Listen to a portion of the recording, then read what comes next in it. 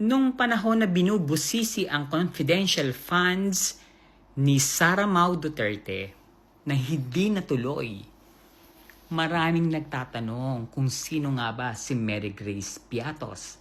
Andyan pa yung nagsabi si Bato na marami daw Piatos sa Davao na apelido. Ang galing. Kaya kayo nabubuking. Panoorin natin to kung am I right or am I right? Watch this.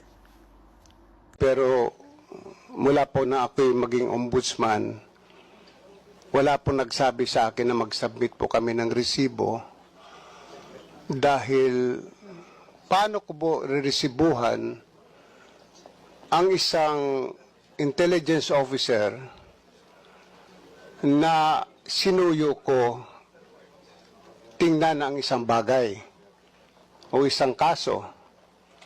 Ano ho yung resibo ilalagay ko doon? Paano ho ililiquidate sa akin ng intel officer? If I get a safe house, magtataka pa ho kayo, ba't ako kumuha ng safe house? Confidential funds.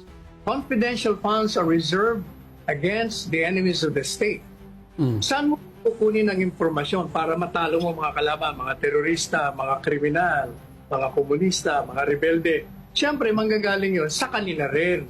Paano mo kukunin? Babayaran mo yung magtatrader sa kanila. So pag yun ay pinapirma mo na tumanggap sila ng pera, eh di kawawa naman, papatayin nyo, pati pamilya nila. Kaya talagang hindi dapat na ipakita rin kung sino mga tumanggap ng pera. Dahil alam nila na hindi na makakalabas. At alam din ni Duterte na hindi na siya makakalabas ng ICC. Hindi na. Kaya nga naglabas na ng pera si Pulong. Magkano ang binayad sa mga generals bago gawin ang October 12 rally? October 11, nag-meeting sila sa Waterfront Davao. Waterfront Davao, binigyan sila ng 300K lahat ng retired militaries. Then, lumuwas sila ng Manila ng October 12 na madaling araw.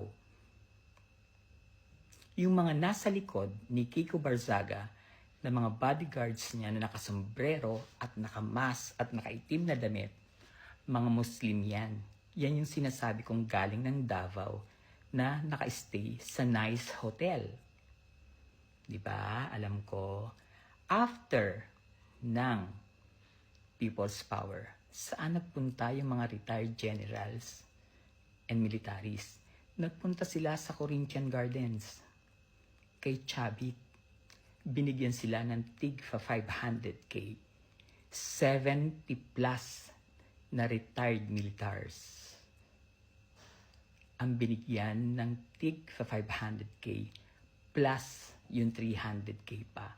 800K, 74 plus galing sa kaban ng bayan na ninakaw ng mga Duterte. Hindi ako nagkakamali dyan sa info na yan. Hinding-hindi.